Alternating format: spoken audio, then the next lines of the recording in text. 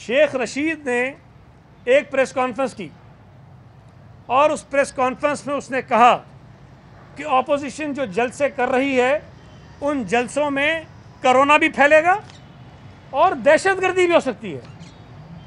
और उसके कुछ घंटों बाद ये दहशतगर्दी का एक बहुत बड़ा वाक़या कराची शहर में हुआ है।